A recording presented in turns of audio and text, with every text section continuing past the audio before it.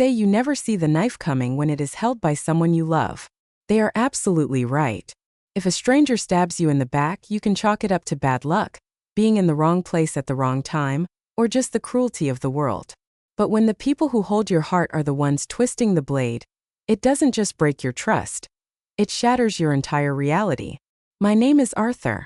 For 10 years, I built a life on a foundation of what I thought was unbreakable loyalty. I was the founder of a tech startup that revolutionized data encryption for hospitals. I poured my blood, sweat, and every dime I had into it. But I didn't do it alone. I did it with my fiancée Sarah, the woman I was supposed to marry in 3 months, and my best friend since college, Mark, the man I had named my co-founder and chief financial officer. We were the unstoppable trio.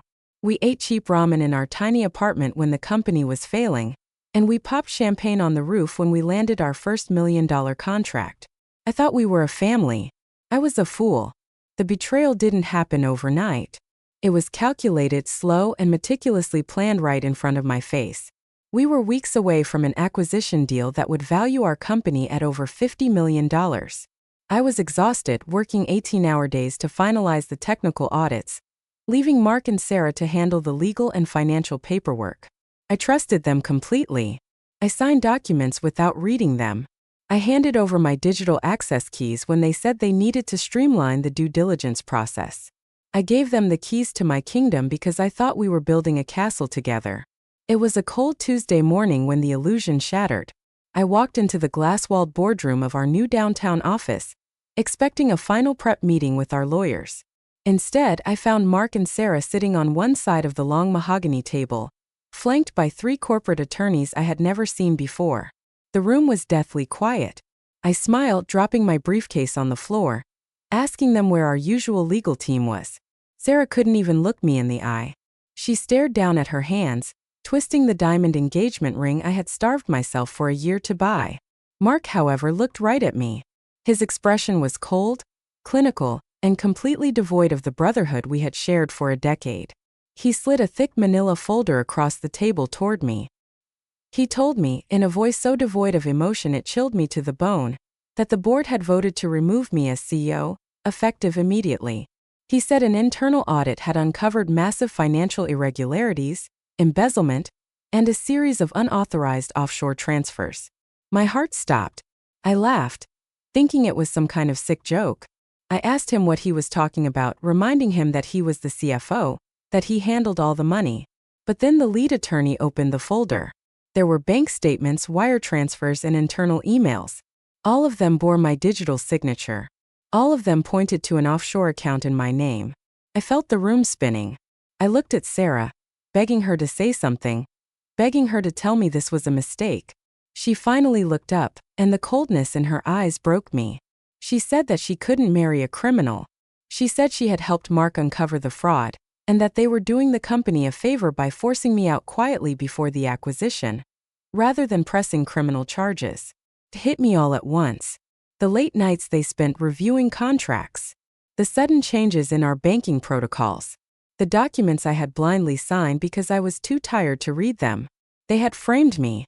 They had created a perfect paper trail to steal my life's work, push me out without a single cent of my equity, and take the $50 million buyout entirely for themselves.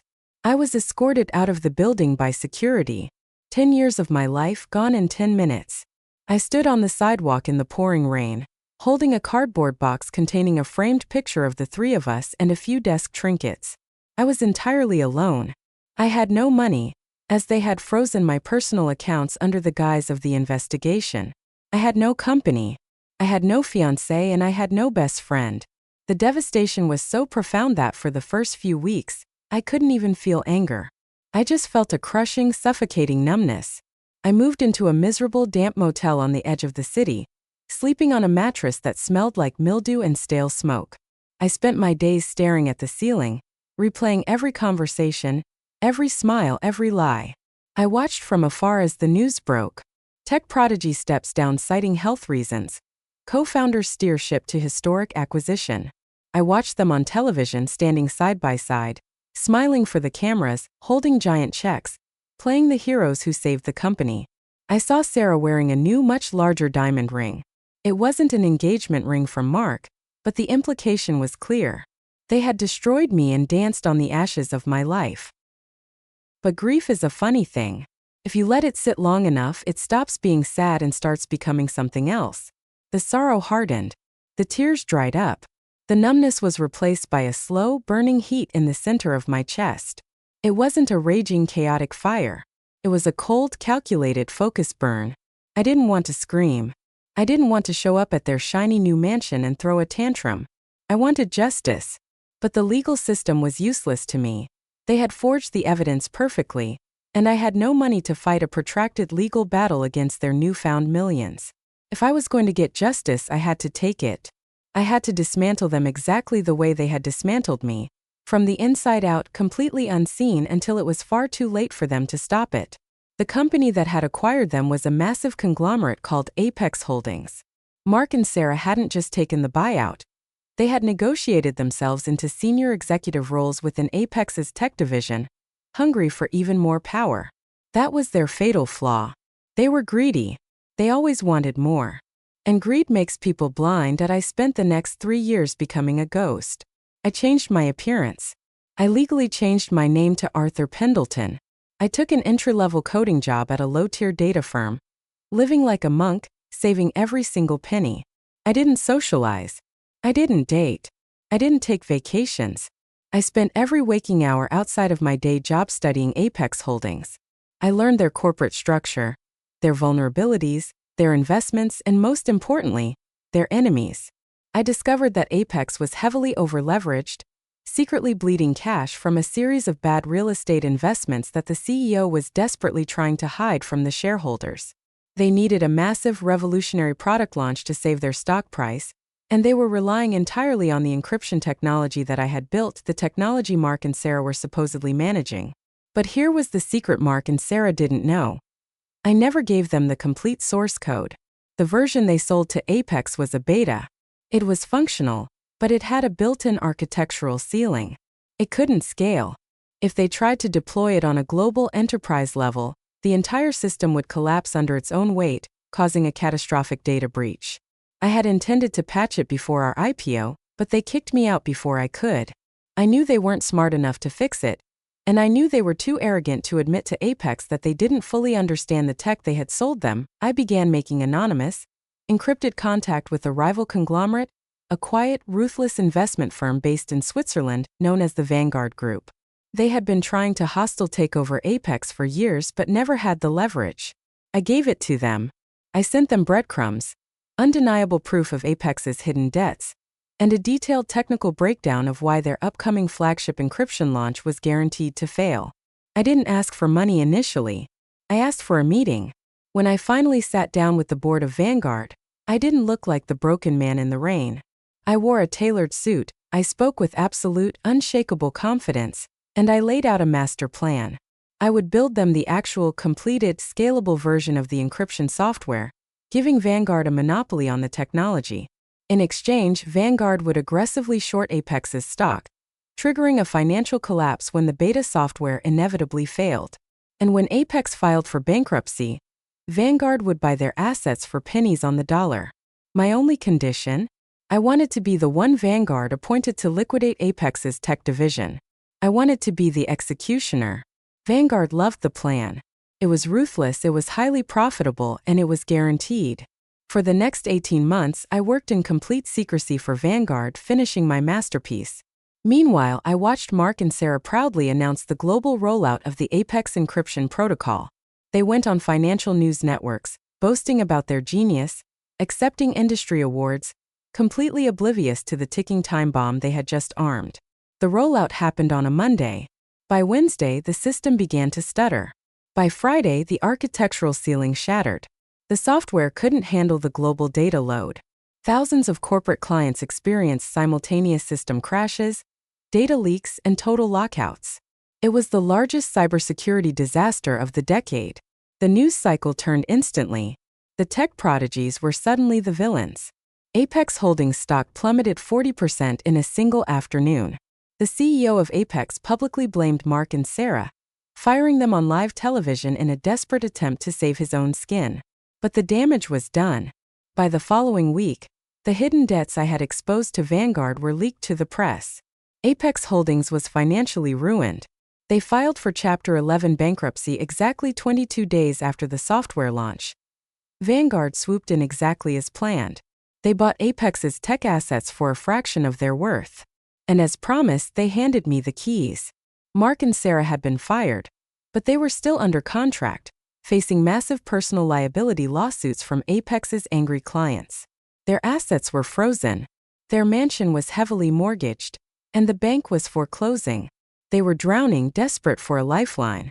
They received a formal summons from the new acquiring firm Vanguard to attend a liquidation and settlement meeting. They were told that if they cooperated, Vanguard might drop the personal liability suits against them. They had no choice but to show up. The meeting was set in the exact same downtown glass-walled boardroom where they had betrayed me all those years ago. I arrived early. I sat at the head of the long mahogany table, waiting. I wasn't nervous. My heart beat with a slow, steady rhythm. The door clicked open. Mark walked in first, looking aged, exhausted, and terrified. His designer suit hung loosely on his frame. Sarah followed behind him, her face pale, the arrogance completely wiped from her features. They didn't even look at the man sitting at the head of the table. They just shuffled to their seats, staring down at the wood, defeated. I let the silence stretch. I let it fill the room, heavy and suffocating, just like the silence they had given me. Finally, I leaned forward, resting my hands on the table. "It's funny how things come full circle, isn't it?" I said. My voice echoed in the quiet room. Mark's head snapped up. His eyes widened in absolute horror. He literally gasped, pushing his chair back so hard it almost tipped over. Sarah's hands flew to her mouth, a muffled sob escaping her lips. They looked like they had just seen a ghost. And in a way they had. The Arthur they knew, the naive, trusting friend they had destroyed, was dead. I was what grew from his ashes. "Arthur," Mark choked out, his voice trembling violently. What are you doing here?" "This is a private meeting with the Vanguard liquidator." "I am the Vanguard liquidator," I said, sliding a thick manila folder across the table, exactly the way he had done to me. "And I am the new CEO of the division you just bankrupted." Sarah started crying instantly. Real pathetic tears of panic. She reached her hands out across the table toward me. "Arthur, please. You have to help us. They're taking everything. The lawsuits. The bank. We have nothing. We didn't know the software would fail. We didn't know." "I know you didn't," I replied calmly, opening the folder. "Because I designed it to fail.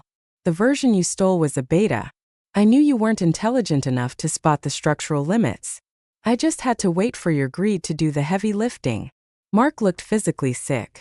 He grabbed the edge of the table, his knuckles turning white. You planned this? The crash? The buyout? You destroyed the whole company just to get to us. You built your castle on stolen ground, Mark," I said, my tone flat, devoid of any sympathy. "I just waited for the foundation to crack. Now, let's talk about your settlement." I tapped the documents in the folder. "Vanguard is willing to absorb the liability lawsuits from the clients you failed. We will protect you from prison. But in exchange, you will sign over every remaining asset you have. Your homes, your cars, your frozen equity, everything. You will walk out of this building with the clothes on your back and nothing else. You will be exactly where you put me 3 years ago. If you refuse, I will personally ensure the lawsuits proceed. And you will both spend the next 20 years in a federal penitentiary for criminal negligence and corporate fraud." They were trapped and they knew it. There was no negotiation. There was no legal loophole. I had boxed them in completely. With shaking hands, Mark picked up the pen and signed his name. Sarah was weeping so hard she could barely hold the pen, but she signed it too. They handed their lives over to me in a matter of seconds. I took the folder, closed it, and stood up. I looked down at the two people I had once loved more than anything in the world. They were broken, empty shells of the arrogant thieves they had been. "Arthur, please," Mark whispered, tears streaming down his face. "I'm sorry." "I'm so sorry. Is there anything you can do for us? A job? A loan? Anything?" I looked at him, feeling absolutely nothing. "No anger, no pity, no joy. Just closure. I have an entry-level position open in the mailroom," I said quietly. quoting the exact insult he had thrown at a junior developer years ago. But honestly, Mark, I don't think you're qualified. I turned my back on them and walked out of the glass boardroom, leaving them to sit in the ruins of their own greed. I stepped into the elevator, the doors sliding shut, cutting off the sound of Sarah's sobbing. When I walked out onto the street, it was a beautiful, clear afternoon. The sun was shining. The air felt incredibly fresh. I didn't look back. Sometimes the most beautiful revenge isn't loud. It isn't violent. It's simply surviving, rebuilding in the dark, and patiently waiting for the monsters to walk willingly into the traps they built for themselves. I had lost everything, but in the end I found out exactly what I was made of. And I knew without a shadow of a doubt that no one would ever break me again.